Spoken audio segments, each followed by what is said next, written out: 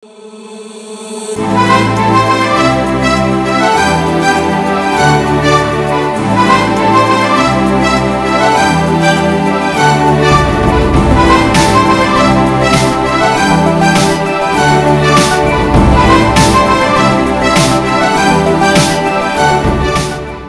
ya kokuta na bino na quel boule mag ya lelo partout bisika bozo kazo kolanda biso kimia ezala na mabota na bino.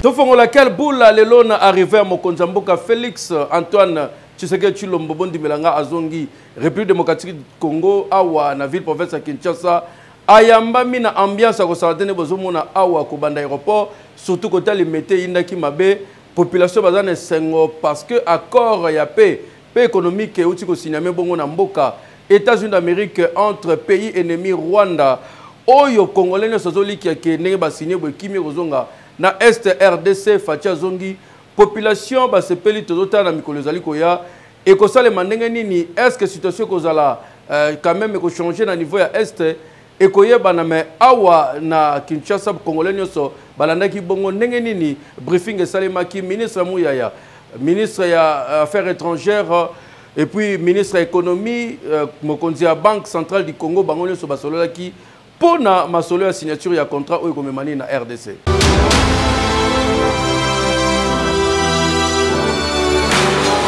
Na kati accord ya Washington ezali accord de paix lisusu cadre intégration économique ya région paix partenariat stratégique entre République démocratique du Congo na États-Unis d'Amérique. Yango nde ezalaki au centre ya briefing de presse oyo esalemi bongo na Washington yoke lokoyo. Je vais juste rebondir sur le point que vous avez fait, Monsieur le Ministre, sur la corrélation entre les deux instruments. Je pense qu'il est très important d'insister sur le fait que nous ne pouvons pas nous projeter et nos partenaires américains en sont extrêmement conscients aussi.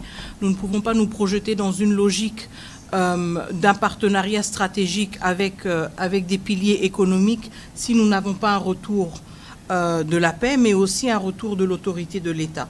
Donc je pense que ce sont des conditions sine qua non et nous avons toujours su communiquer cela de manière très claire. Maintenant, quand vous parlez de ce qui était prévu dans le deal, alors je vais juste vous encourager peut-être à vous pencher sur les documents et sur les textes tels qu'ils ont été adoptés aujourd'hui. Je pense qu'il y a eu beaucoup de spéculations ces derniers mois, ces dernières semaines sur ce fameux deal. Maintenant que nous avons franchi ce cap, il y aura certainement beaucoup plus de clarté sur ce qui est prévu. Évidemment, nous sommes aussi conscients que certains éléments ne peuvent pas toujours être divulgués et discutés de manière détaillée et ouverte, mais le vice-premier ministre, ministre de l'économie nationale a été déjà assez clair. Nous avons signé aujourd'hui 2 instruments bilatéraux importants, un qui porte sur le partenariat stratégique, mais un deuxième, justement, un mémorandum d'entente qui porte sur les questions de coopération dans le domaine de la défense et de la sécurité. Journée internationale ya arbre lelo nezala ki célébrer awa na République démocratique du Congo na ambiance ya kosarana te netika bozaki na biso bolanda.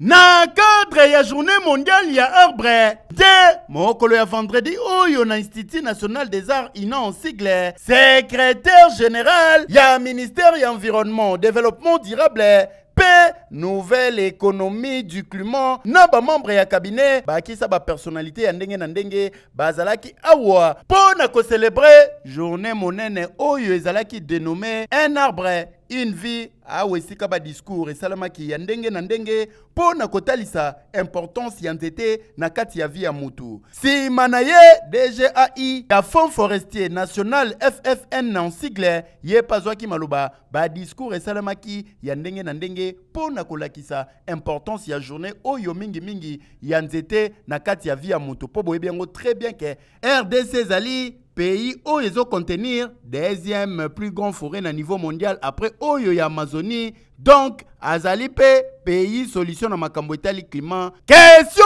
ya collier l'utile à l'agréable a wandimelanga ike banzete lonamaki na jardin ya ina nde tikaka bozalaki po na kotalisa na ba étudiant pe na batu nyonso bazalaki awa importance ya nzete et anormal.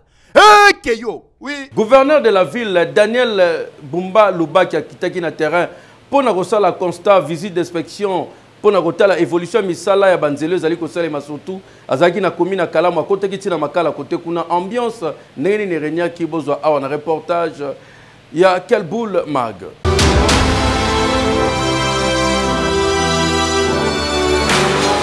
Jeudi 4 décembre, journée à terrain pour na gouverneur ya ville province à Kinshasa, Daniel Bumba Lubaki, baki selakaye le bulldozer, ya kitaki sur terrain, awa na komi na makala po na ko visiter ba chantier kota la ndenge nini bisale zali ko salema. Na avenue Kwelu, avenue Manzengele, na avenue Kimwanza, nyonso toyo gouverneur atalaki ndenge misale zali ko kende. Nyonso béton na béton oyo kende na vitesse ya croisé. Misala oyo salema na vision ya mokonzi mboka Félix Antoine Tshisekedi Tshilombo bakosa yote Kinshasa ezobonga programme ya numéro 1 ya ville ya Kinshasa eza lisolo te eza slogan te ba œuvre nango yango yo sur terrain zomonana depuis commune na makala ezala makala ezo nanu banzela ya boyete pour une première oyo lelo eye ko désenclaver commune ya makala avec longueur ya 2,6 km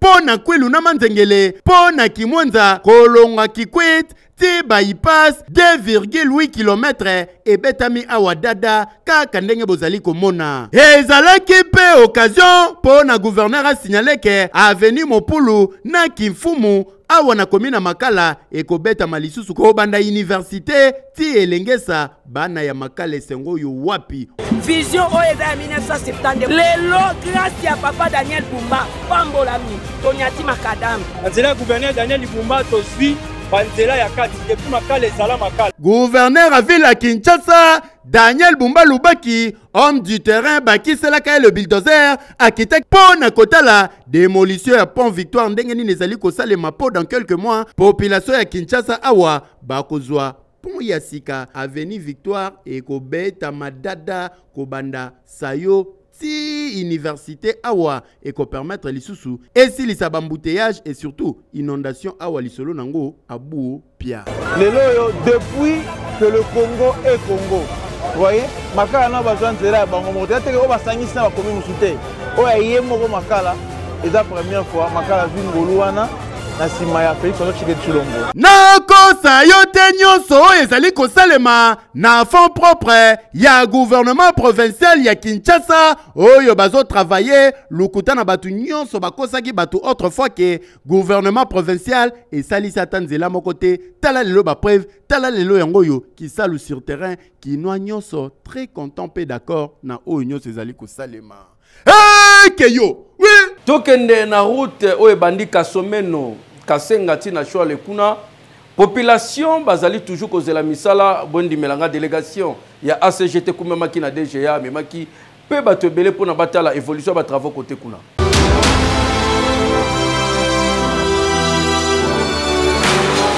Délégation ezali bongo composé na ba expert technique ya primature ba oya ACGT na ba oya concessionnaire JED Africa directeur général adjoint ya ACGT Jean-Claude Demi de Boite a visité bongo projet stratégique ya route RDC et Sengeli Koyeba na axe nango Kasomeno Kasenga Chalwe nyonso ebandaki na inspection minutieuse ya ba différents chantiers au départ na site ya Kasenga ya long ya 361 mètres ya pont obane ya Chalwe oyo ezali bongo point clé ya visite po ezali ouvrage très emblématique ya projet oyo ba travaux ya dynamitage pe ya excavation pour la mise en œuvre ya kile yango déjà esili oyo ezali place ya koyamba bongo ba pli principal oyo ezali bongo phase finale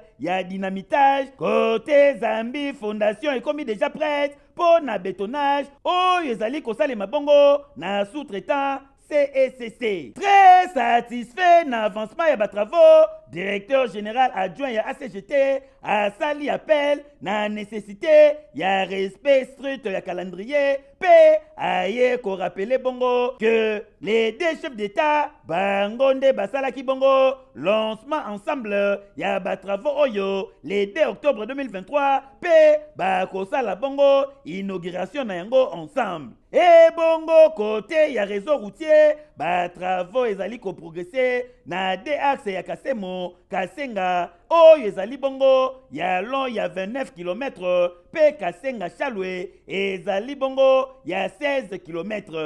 Équipe bazali bongo mobilisé pour na ko atteindre bongo objectif oyo ezali clair ya ko asphalter bongo au moins 10 km d'ici fin de l'année otozali na yango. Na kati ya visite oyo esengeli koyeba pe lisusu ke chantier ya poste frontalier ya guichet unique ekobanda déjà avant décembre 2025 oyo. Échange entre ACGT, concession GED Congo, sous-traitant CCECC, Franki, P, cabinet indépendant, Modarcite, yebi ko tracé bongo, priorité pour livraison ya projet monene oyo et salema bongo na premier trimestre ya 2027 boyende salaka ekei kwa senir aéroport international ya Njili ndetina ki VPM Shabani akita na terrain boyebi ke côté kuna na aéroport na Njili e ba na raté nani aza nani plus de 300 interpellations ba jeunes ba tebele belé jeje mboyamba na commentaire.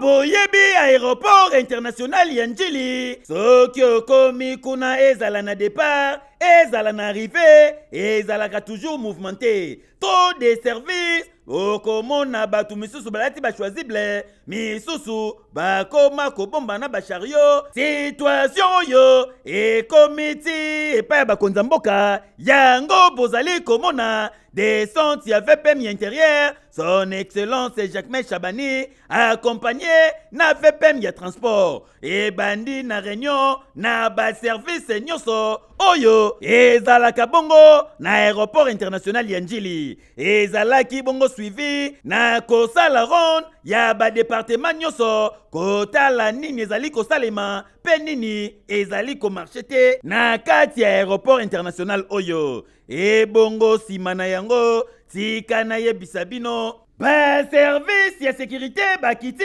po na opération ya sécurisation oyo babengi Sokola aéroport, action yango bandaki déjà na 4 heures juste s'il vous plaît. Et sika bakangi plus de 300 personnes. Oyo bazalaki bongo.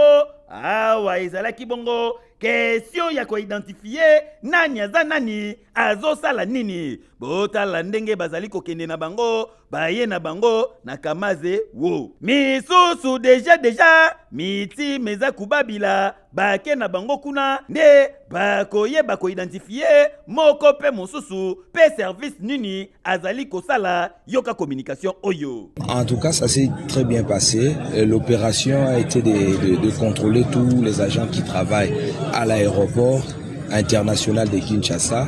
Le problème est qu'il y avait les non identifiés. On voulait tout simplement interpeller les gens pour identifier ceux qui sont dans la boîte ou ceux qui sont ailleurs. Bouclage dans l'aéroport, nettoyer basi ba identifier biso toza en ordre nde batiki biso. En tout cas nyonso oyo ezali bongo na souci ya ko sécuriser les sources davantage aéroport international ya Njili pe ko lutter contre tracasserie oyo et comment monnaie courante awa na aéroport Njili. Ekei Honorable sénateur Jantini Ngobila a outi bongo ko porter plainte na parmi ba communicateur oyo atambo si komone na ndenge ya mabe alobi za diffamation. Il faut bakangaye.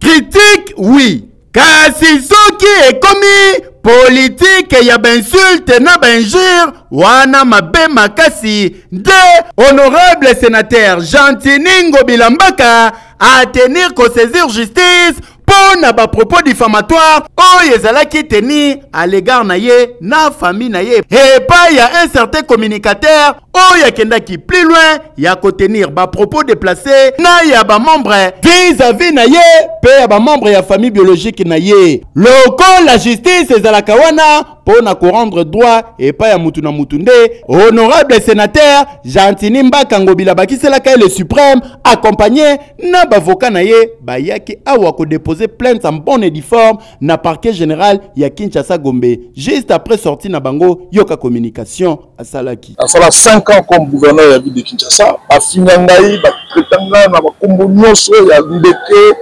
ya zoba ya ngenyoso jamais alors même que naza Ougandais mais jamais na ye na tribunal on a mais tant bo simbi moi si ngai bo simbi bana ngai et là ça chante dans un contexte difficile. Rwanda a agressé Congo. La guerre Rwanda a recruté même les Congolais pour passer la guerre contre le Congo. Moi, si dans la vie, Ounde, Bangonde, Babanda, qui est Zalendo. La guerre Rwanda a nous na émissa tout bakufa. Bande connaît ba cousin et ba belé ko plus de 20 bakufa. Donc ce qu'on y a tasouwa ko photo lambanga na yo la télévision.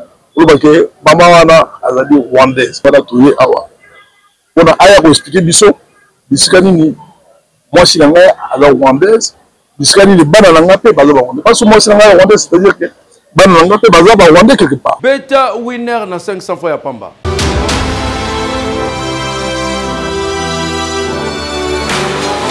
Nous sommes en retard. Bonjour messieurs, prenez place s'il vous plaît. Bonjour.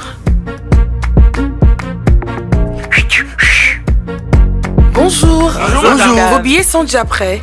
Votre billet économique. Merci. Votre billet économique. Merci. Ah, désolé monsieur, vous êtes en business class. Vous pouvez venir avec moi? Ouais. L'are, c'est la vie. Il y a beaucoup de gagnants. Certains sont parmi vous. Composez étoile 404 yes. Bedana Jumbo avec M-Pesa. Du nouveau. Aussi avec Airtel Money. Wana boso beta. Bakangi ba men ba frappeur ba sala cope ya faux dollar bakangi ba na Congo central ko kamwa.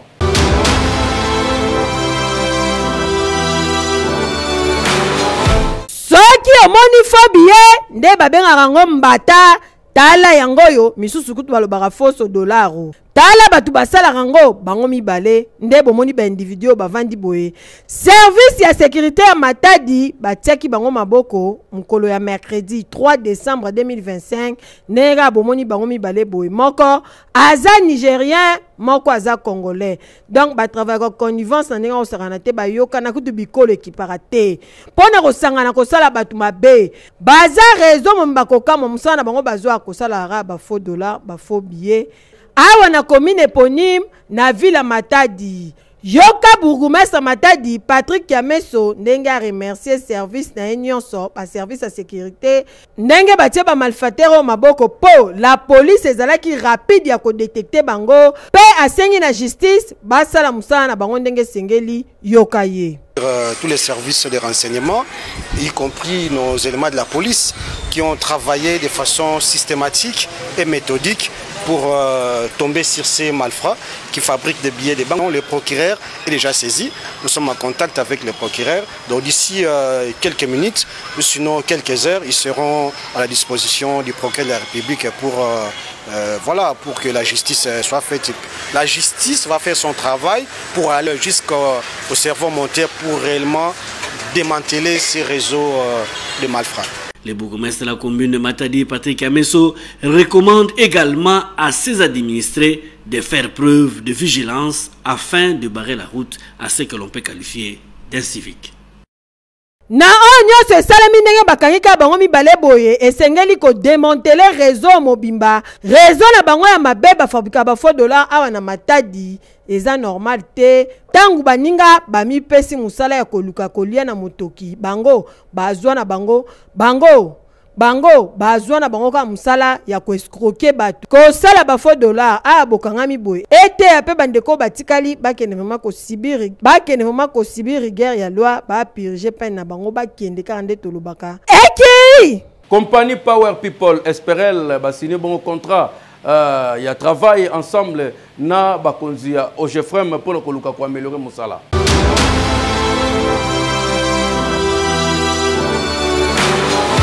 Et Salami Mokolo est jeudi 4 décembre na 8e niveau, il y a immeuble Ogefrem. Contrat de partenariat entre Société Power People Compagnie Esperel, Oyo Ekumba Makaipa ya DG, Hakim Kyuka, na office. Ya gestion ya fret multimodo ya Ogefrem pona kosunga bango bazwa moyen ya ko délivrer ba document couverture ya fret congolais na makambo etali importation pe exportation esengeli koyeba ke cérémonie ya signature ya contrat oyo entre des sociétés Ogefrem na PPC et salamaki avec un pacte pe idéologie devant Yemoko DG Hakim Kyuka na DG Ogefrem William Kazumba Mayombo esengeli koyeba ke cérémonie ya signature ya contrat entre des sociétés oyo Ogefrem na PPC et salamaki avec un pacte pe idéologie devant Yemoko DG ya PPC Hakim Kyuka na ba cadre PPC na ba Jana Bango pe na DG Ogefrem William Kazumba Mayombo devant pe ba cadre na bango. Après signature ya contrat oyo séance de travail moko e salamaki wana elongo na directeur général ya Ogefrem na délégation na ye na directeur ya PPC na délégation na ye pe pona kopesa ba détail oyo ezali bongo na kati ya contrat yango e bongo directeur financier pe associé ya PPC Noel Bukaka Diakanwa azanga ki pe maloba te a exprimer ba sentiment na ye totondi botondi na nzambe wa likolo mokeli na biso pona tango ya pesi na biso ko partager moi eleko oyo tokobosanaka te na bomoi na biso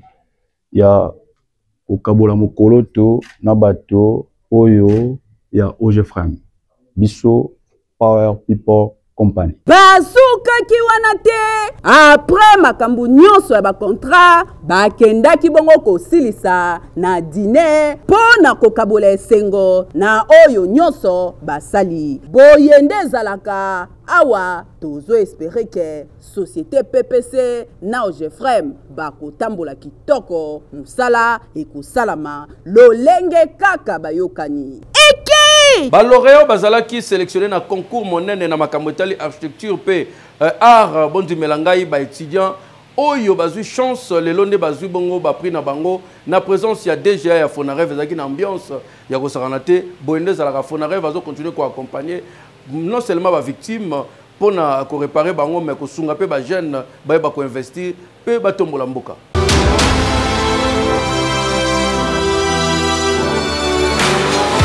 Nyonso ebandaki na hymne national pour na marquer ouverture ya cérémonie et remise des prix ya concours architectural et académique oyo esalamaki vendredi 5 décembre 2025 organisé na bandeko ya Fonds national de réparation des victimes de violences sexuelles liées na ba conflit pe ba victimes de crimes contre la paix et la sécurité de l'humanité Fonareve na Mokuse ko banda le 21 mai si le 16 juin 2025, Fonareve a organisé un concours pour les jeunes étudiants na objectif ya ko évaluer pe ko sélectionner meilleur projet design pour na mémorium ya Fonareve oyo kozala bongo érigé na 6 territoires awa na République démocratique du Congo lokola na Bukavu, Libaya, Kalemi, Kasika, Songololo pe na Mwinga. Jury et travaillaki sur ba critères ebele na phase préparatoire ya concours oyo et zalaki bongo basé na 3 étapes à savoir étape ya présélection, étape ya évaluation, étape ya délibération. Bien avant présentation, il y a 18 projets où ezalaki retenu, directeur général adjoint ya Fonareve azalaki discours na ye et sika atalisike concours oyo eza simple exercice académique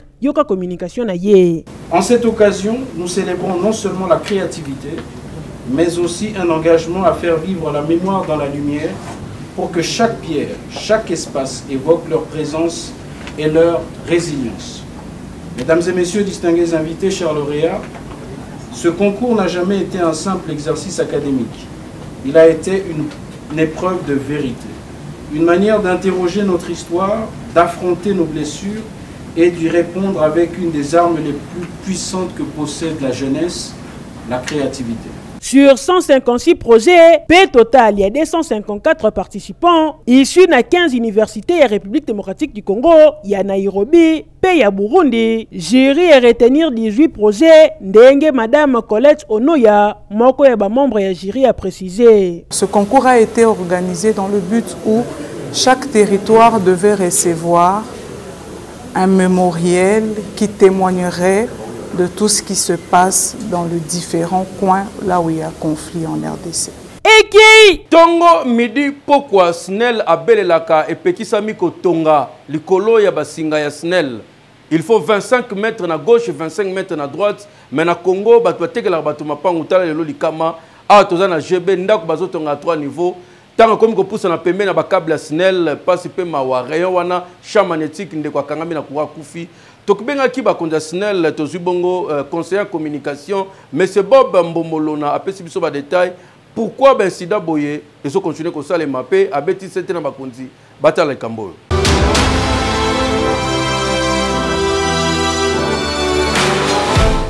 Ezali ligne à moyenne tension te ezali il y a haute tension 220 kV.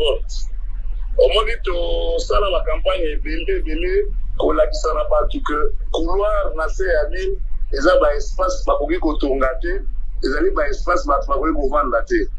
Dossier ozolobela eza ndeko moko aza charpentier na chantier moko awa na quartier GB côté ba avenue Njoli kuna batongi ndako na se ya ligne il y a 3 niveaux. Elle va comme la toiture na champ magnétique wana aurait bendi à kufi donc et la faute ya SNEL te et la faute ya oya sombi lopango oya teki na motongi ndako. Message ezaka moko ya koloba que SNEL azalaka na manduki te, SNEL azalaka na porte ya l'ordre te, SNEL azalaka na big na maloba ndenge tokoloba boya kosensibiliser population kosomba bisomba somba te somba lopango place okoki kotonga mpe olali malamu ozovanda na se ya ligne à la longue baonde wana ekocreye yo bamaladi ekocreye yo makambo ebele na nzoto ekomi soit oboti mwana aza handicapé soit bacancer bamala ekomi yo tozobelela nde na gouvernement congolais mpona kokoba na kopekisa parce que bato wana soki okei baza na bacertificat d'enregistrement soki okei baza na badocument ya l'état mais comment est-ce que l'état mokolo baordonnance oyo ezwama ya kopekisa que kotonga na couloir te compter 25 mètres à gauche de la ligne 25 mètres à droite de la ligne kotonga te l'espace wana mpona kopermettre bachamp magnétique wana eboma bato te SNEL soki mosala ezali a intervenir malamu yango tozozongela so na kosenga na population omoni pilone ya haute tension ya SNEL kosimbaka pambapamba te ata singa eza na mabele mpo ezali likama ya liwa tozoregrete ndeko ndenge akufi mais ete ya baoyo nano bazwi likama te balongwa na se ya baligne SNEL yasala mosala ne malamu badeplace teke ya kao bakima phénomène mobondo basungami grâce ya fondation Women of Faith oyo basungi bango po bandeko ba trouver solution ya koyeba esika nini bakoki kolala pe ndenge nini bakoki kovivre.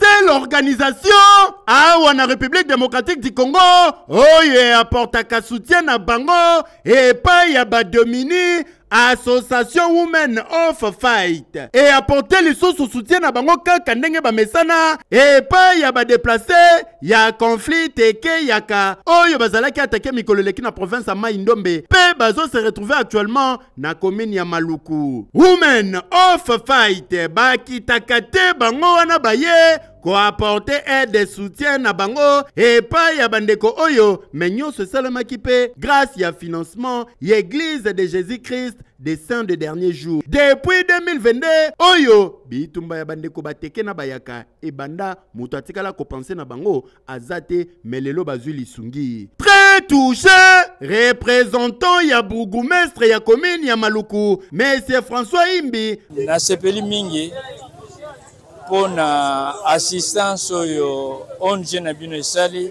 Maluku eza munene eza kaka Maluku centre boye ote plateau bazo pe ba bénéficier assistance au Maluku centre ba bénéficiaire ya ba bien nyonso oyo bande ko ba victime pe ba déplacer na tour na bango bazanga kite kopesa merci. Sepeli mingi azui le kwa kolia na remercier mingi église oyo sali ke tokuta na awa ces derniers jours na association oyo esangisi po tokuta na awa vraiment na ngawa présentement frère na comme frère na bino. Les membres de l'église ont bien voulu faire pour assister nos frères et sœurs qui avaient tout perdu à la suite des querelles ou de conflits qui s'est déroulé dans la contrée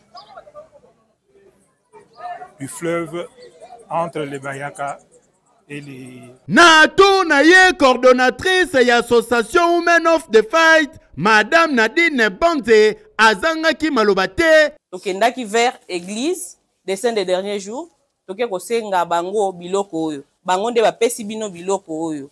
Nalingaki naloba merci na chef de division pe. Na remercier pe la police. Tolobi merci na équipe nyonso. Menenge boyaki nzamba pambola bino. Gouvernement congolais batoko chapwa bango yeyo po baza na souci ya peuple, bazo sunga peuple, bazo accompagner bango na muke oyo bazo zwa, bazo sala ba preuve pe yango yo ezomonana na miso ya bato. Bokende toujours liboso. Hey keyo. Oui. Vendredi nde zalaka mokolo wenze zalaka tozabona village Kakobola na province ya Kwilu.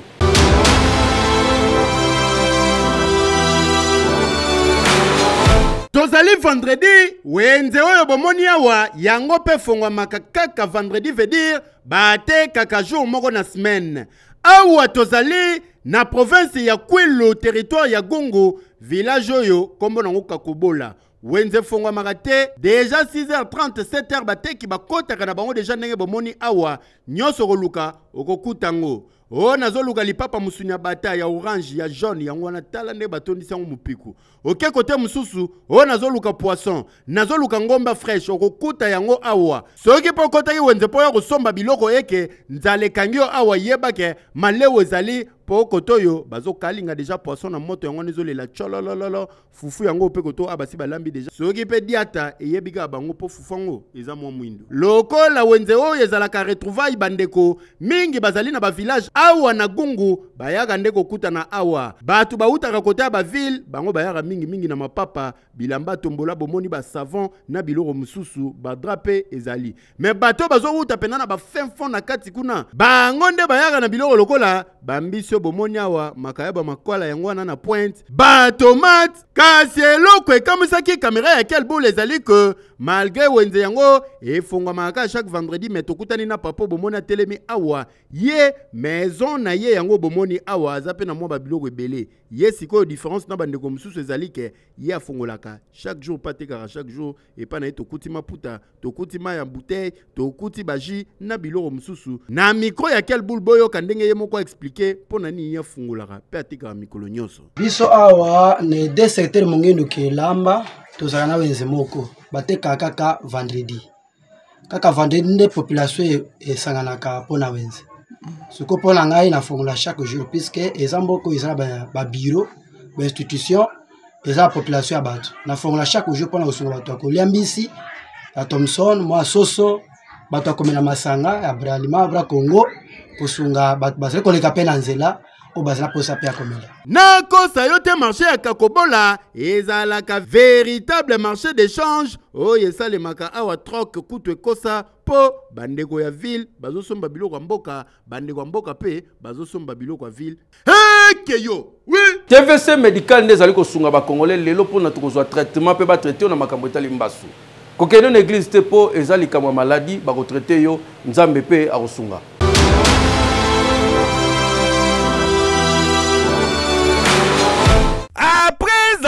kokende mikili ya poto kotanga kozwa mayele nde bayaka bongo na République démocratique du Congo koinvestir na domaine ya santé. Bango banani ezali bongo couple Tatete ya Dr Benjamin Tatete na Mama Violette Tatete. Batia na disposition ya ba Congolais hôpital moderne oyo ezali korépondre na ba norme internationale awa na RDC. TVC médical oyo esilisa kisakata kiduka pe kisema ya kokendaka kosala mulongo kokenda kozwa soin o na Suisse o na Inde o soki wapi po nyonso deja ezali ba service nyonso ezali bongo organisé na TVC médical e bongo côté ba pareil yi wana kututika na yo ba pareil ya qualité supérieure e bongo côté ya ba personnel kuna kututika na yo hautement qualifié rigueur ya ndenga defote oyo Benjamin Tatete azalaka nango kuna kututika na yo yango résultat nango emonanaka na qualité ya soin malonga bapesaka na ba patient. Papa mama tika na yebisa ibinoke na TVC médical boya oza na mbasu oza na diabète oza na pota songolo to pakala ya kambangu na TVC médical baye bako consulter yo bapia yo ba soin de santé ya malonga bokanisi esili na TVC médical bazape na maternité oyo bazobotisa lokola mikili ya poto kasi na prix ya dara veut dire moins cher s'il vous plaît. Na TVC médical kuna soki okoti biloko bayaka nango tongo midi pokwa bosana po bazali na service mobimba e kozwa soin na yo bapesi yo déjeuner na tongo na midi olie na pokwa polie ba changer na bilamba. Ah na TVC médical bazali ko assurer soin de santé ya qualité ya malonga awa na Congo. Ekei voilà quelle boule magal le sili kimia et wena mabota na bino. Ekeyo oui